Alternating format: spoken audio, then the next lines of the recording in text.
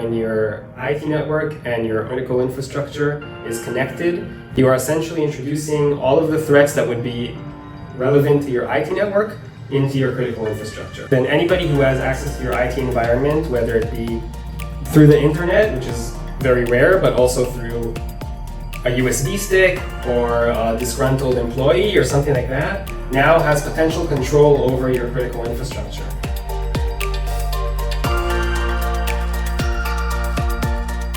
IT solutions cannot protect OT environments. If you have IT and OT systems which are interconnected, essentially there is a whole new layer of threats that is being introduced and needs to be secured. You can't just use a generic IT firewall or IPS or something along those lines and expect that they will protect your OT systems. They are not aware of the proper communication and the purpose of all of the networks and all of the assets in your network. OT systems have a completely different set of communication. They have completely different ways of working with each other. And all of these things need to be closely monitored to ensure the validity of the communication and to ensure the successful operation of the devices that they are controlling.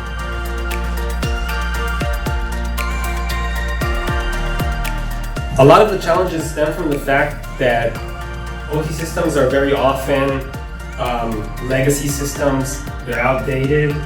The operators who are providing the service do not always have control over the devices that they have in the network. They may have gotten it from the manufacturer, they can't update it by themselves because contractually they are not allowed to. It's a very difficult scenario where you have these old, outdated systems that have a lot of vulnerabilities and a lot of misconfigurations, but you don't have any control over it.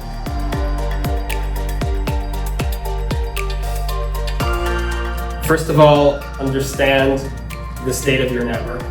Understand where all the vulnerabilities lie, where all of the misconfigurations lie. Understand what the valid communication between the different assets in your network looks like. Should the interlocking be talking with the PIS? There's a lot of different devices that are used in a railway environment to control different systems, and you need to completely understand what the valid and safe communication looks like.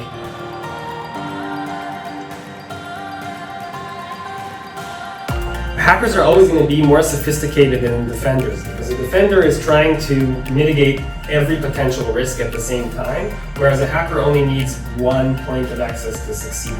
If you're going to try and protect every single system individually, you're going to have a very, very difficult time. It's going to be like plugging one hole in a dam that's breaking and 3 other holes pop up. The best approach is probably to have one-stop shop solution that essentially covers all of the different aspects of your systems.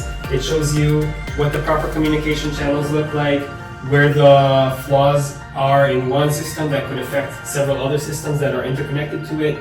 And it essentially just gives you all of the visibility and all of the information that you need in order to understand what your network looks like and how to secure it properly.